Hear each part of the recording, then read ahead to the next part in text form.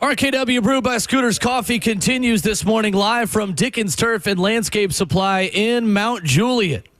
Full crew here, Ramon Foster, Kayla Anderson, and Will Bowling. And we are joined for a big Orange Friday visit with VolQuest's Brent Hubbs. Lots to get into, as always, as there is every Friday at 7:20. Brent, I don't know if you've seen our video shot this morning. We are talking to you today while sitting in lawnmowers, literally the three of us, which I'm sure you can appreciate this morning. What's going on? Well, absolutely. Today's 80 degrees today here in East Tennessee, and I've already mowed once. But y'all are out of kilter. Kayla's on the wrong side. You're in the middle, which is not supposed to happen. That's true. And Ramon looks about as uncomfortable can be sitting on a lawnmower.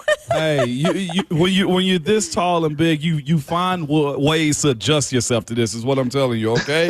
This is normal to me. Long as my legs can somewhat stretch out, Hubs, that's all I need. By the way, you got the first cut out of the way for the spring? Yeah. No, he's so impressive. You got to get everything cleaned up, man. You got to get your pre-emergent down. You got to get your 2,4-D dandelion killer down. You got to get all your work done there. You know what I'm saying? I love it. That's what I'm talking about right there, Hubs. I absolutely love it. VolQuest's Brent Hubbs with us. Brent, Tennessee and Kentucky tonight in Indianapolis. What is the key for the Vols in a game that both opponents know each other very well, and Tennessee has not been on the right side of this matchup this season? How do they turn the tides and get to a second straight Elite Eight tonight? I think they have to rebound the basketball. They can't give Kentucky second chance opportunities because Kentucky gets a lot of great looks from the three-point line on second chance, possession. So you got to complete the defensive possession by getting the basketball, not just getting a missed shot, but you've got to complete the possession by having the ball at the end of that shot. And then obviously they've got to run Kentucky off the three-point line. They cannot allow the Wildcats to shoot 50% again from the three-point line. And I'll tell you, watching games last night, man, the bucket was wide open for a lot of teams. I mean, that was even, I know what Alabama did was just ridiculous when you talk about 22 made threes. But even the first half of that Duke Arizona game, a lot of made shots from the perimeter. So teams shot the ball well last night. We'll see how Tennessee and Kentucky shoot the ball in a different venue, in a football stadium that they're turning into a basketball court. That can always be a little bit unknown coming in, but you just can't let Kentucky get hot from the perimeter like they have been in the last two matchups. Brent, it's interesting. You look at the first two games, too, and Kentucky saw very different versions of the Tennessee guards that both Wofford and UCLA saw last weekend, especially Jordan Gainey, who was not much of a factor in those first two games. How much of this is Kentucky's guards are really good at defending what Tennessee does, Brent, or were those first two losses just kind of chalked up to shooting, and it is what it is, and the ball didn't bounce your way? Kind of where are you on that as far as this matchup goes tonight specifically?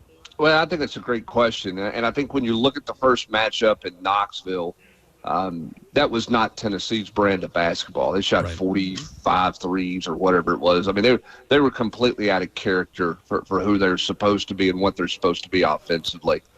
In the second matchup, I thought Kentucky's guards, the size of Kentucky's guards affected Tennessee's guards a little bit. Again, I thought at times Tennessee settled. I think the challenge for Tennessee, Chaz Lanier's got to make shots like he did the first weekend of this tournament. He did not play well in Rupp, did not shoot the ball well in Rupp against Kentucky.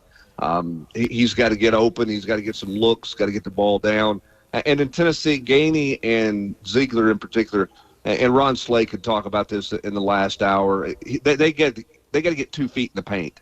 They've got to get the ball in the paint and create some inside-out action. Shooters got to be in the sight line of whoever's in the paint. They got to hit them in the shooting pocket, so to speak, and make shots that way. I think Tennessee's got to move the ball through the paint more in this matchup than they have the first two times they played Kentucky. Brent Hubbs with us this morning. VolQuest on 3. Hubbs, when you look at this matchup, right, Tennessee 7 deep, maybe 8.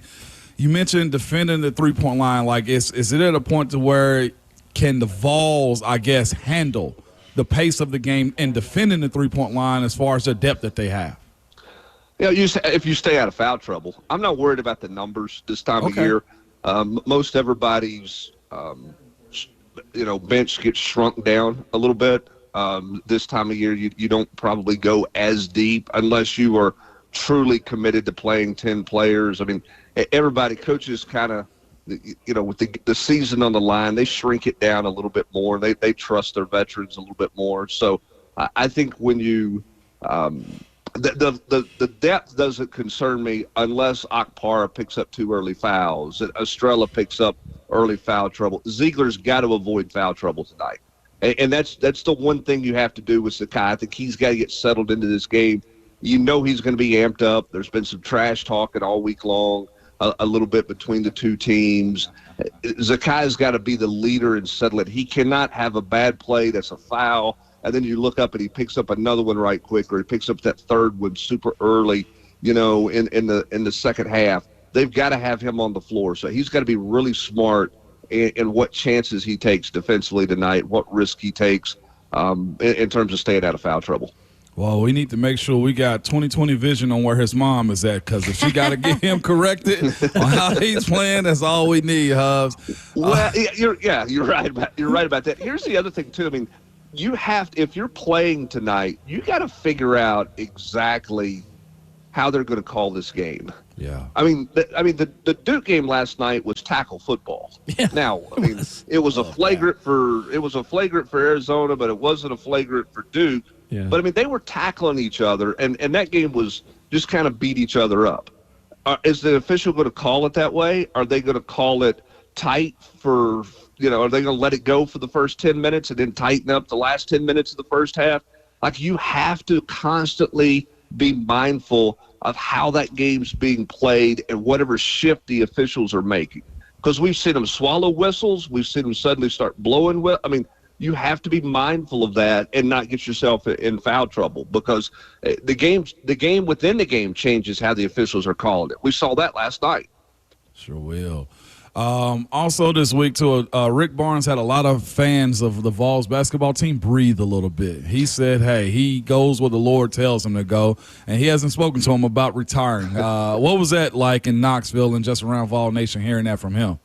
Well, I think the vibe had been for the last couple of weeks that that was the case, that he was not looking to retire and was not planning on retiring. But remember, that got all worked up because of something he said at the tip-off club. I think you guys asked me about it a month and a half ago, about a comment he made about Zakai Ziegler basically keeping him in coaching. And, people ran with that comment and wondered what that meant. And I think Rick just had felt like, all right, this is becoming like a real thing. Like, he knows people ask every year if this is going to be it, because he's 70 years of age. But this one was different because of the comments he made. So he wanted to clarify that and where he's at. And I don't think he's ever really given thought to retiring this year. And he's ready to get going and see what happens in the portal after this season is over. They obviously picked up a commitment, on Monday. They're active in the portal. They're working for the class of, the next class as well that they're putting together. So, I mean, Rick said it Monday night on Vol Calls the best, Ramon. He said, listen, when I'm no longer interested in learning about the game from my colleagues, when I don't want to pick up the phone and work my call list of colleagues that I like to talk ball with about my current team, then I know it's time for me to shut it down. Okay. And he's not there. I mean, he's on the phone all the time with coaches all around the country, talking about rules, talking about, hey, what'd you do in this situation? What are you doing offensively here? What do you like about defensively? How are you handling this ball screen coverage? That's his hobby. And until that becomes something he's not interested in being his hobby, I think he wants to coach for a bit longer. And I think that's glorious news for Tennessee fans who are enjoying March being what it is. Brent Hubbs of VolQuest joining us this morning on RKW. You had mentioned real briefly about the transfer portal, and as much as they're focused on just winning games and winning a championship this year, that's always going on behind the scenes. And Rick Barnes has been very good at identifying what he wants in the portal and making it work within his teams. Are there any particular guys early on that they're focused on? Well, I think they've got 12 to 15 guys that they like, that they're trying to find out more about. I think they're looking for another point guard. Even though they just got a commitment from a high school point guard, I think they're looking for a veteran point guard. There's a kid from up in Indiana, Jalen Jackson, I think would be on the list.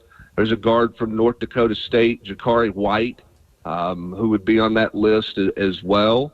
And I think there's a big man from Rutgers that they might have interest in, and Lathan Somerville. And here's the thing. I'm not going to get on a long rant, Will, because I don't want to mess up your programming this morning about the NCAA. You take all the time you need. And what doesn't make any sense from the NCAA.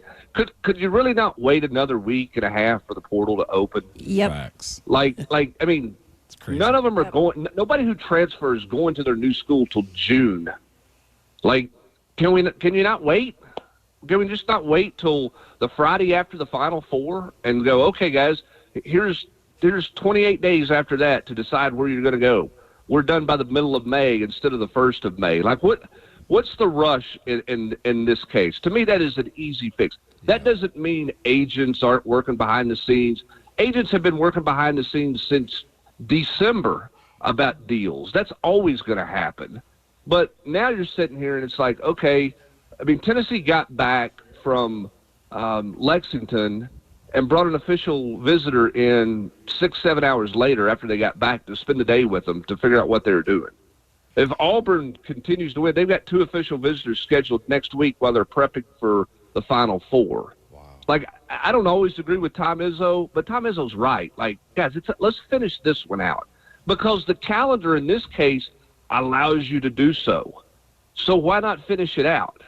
And why are you giving teams that have been eliminated from the tournament an advantage to be more aggressive in their work in the portal while their competition is still playing basketball? You're punishing the assembly of your roster for next year. You're punishing the teams that are continuing to play. Like, no, Brent, it's a great point.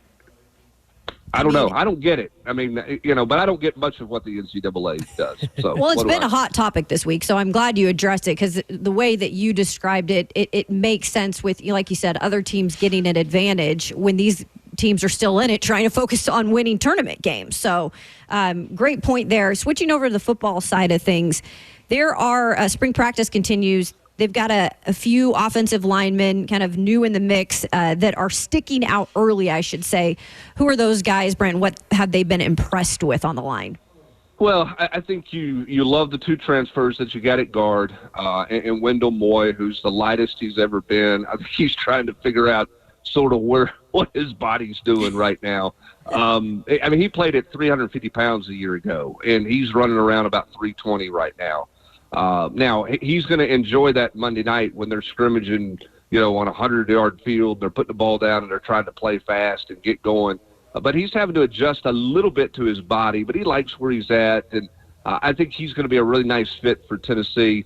I love the Sam Pendleton kid. I do. I mean, he's so much more comfortable at Tennessee, I think, than he ever was at Notre Dame. It was funny asking him, like, what'd you do over spring break? Everybody's going to the beach. I mean, remember, Ramon, what you did on spring break, right? I mean, all your boys, you went, I mean, he went home to the house and he spent the week, like, farming and fencing with his dad. Wow. Like, love that. I'm like, hey, dude, I like you. Well, let's talk some fencing football here. guy. I mean, he did, straight up football guy is exactly what you're talking about. I mean, he is a football guy.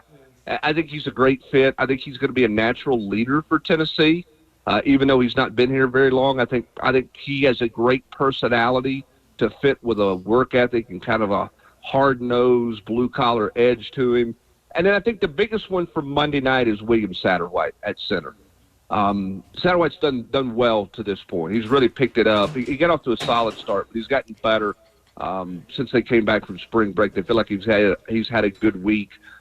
Physically. Now can he put it all together where there's no real break between plays? You're going really fast. There's not a coach standing right behind the quarterback telling them what to do. Like, you're playing football. And how does he handle all the calls? How does he and Nico work together? I think this is a big scrimmage for Satterwhite to maybe take a step above everybody at that center competition. So I'm curious to see that. And, of course, always there's eyes on David Sanders because, well, he's David Sanders, and he's generated a lot of eyes for a year and a half. So we'll see what that looks like in a scrimmage. Brent Hubbs of VolQuest's our guest. Brent, you guys had the report yesterday about Miles Kitselman and his injury that's going to knock him out for several months. But first and foremost, how optimistic are you that he is back for the start of the season, or too early to tell at this point? And secondly, who benefits or maybe has to step up now into a bigger role with him out? Well, I think you would love to have him back at the start for the opener. I think it'll be close, depending on how he recovers. If not there, then I think you want him for week 3 against Georgia. And no offense to Syracuse, I mean, you need all your hands on deck for Syracuse. I mean, I know they're different because they lost a lot. They lost a quarterback, but they're still a Power 4 opponent. But when you look at that schedule, what you're looking at Georgia, and you're wanting Jamad McCoy on the field against Georgia, and you're wanting Kitselman on the field against Georgia. By any way you can get that done. I think that's the deadline of quote deadlines that you're trying to get there. I think without Miles Kitselman on the field, it means Ethan Davis has to go from being a guy who says all the right things to a guy who's doing all the right things every day on the practice field. He's more consistent. Alec Ablin, his position coach, talked about it last fall when there were some games that Davis didn't play. He wasn't a factor. And Ablin made it clear he has to be more consistent through the week. I think he has to be more consistent now. He says all the right things. He's a great interview. He really is, and he's a fantastic young man.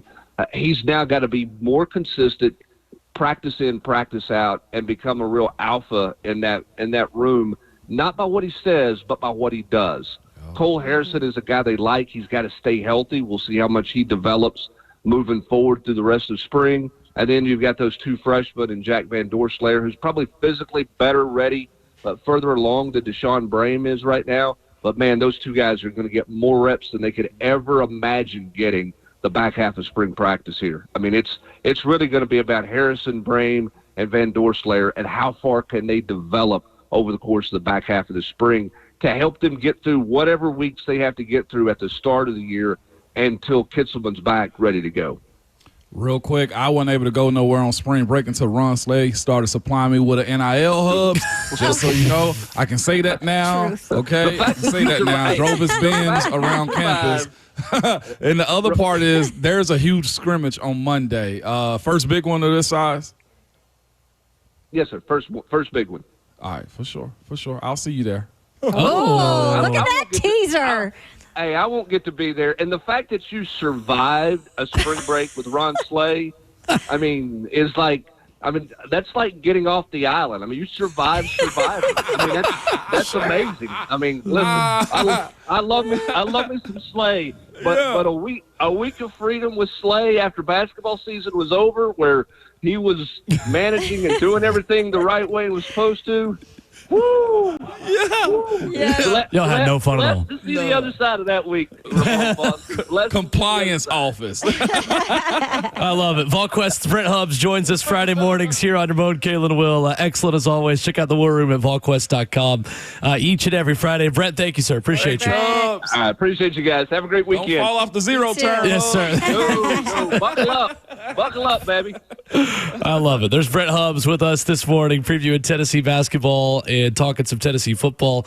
All our visits with Brent Hubbs brought to you by Ascend Federal Credit Union, your financial partner for every stage of life. He's the best. He really is. He brings knowledge at the next level. No doubt. Book him every day at this I know, point. right? I learn something new every single Friday. We ain't got to talk ball every time with him, man. We could talk green mowing or, lawn mowing, tractors. Yeah. He would have known how to do that too. Mm-hmm. I mean, whatever you want to, ryegrass. All right, coming up, Abdul Carter has gone back on something he said he was going to do.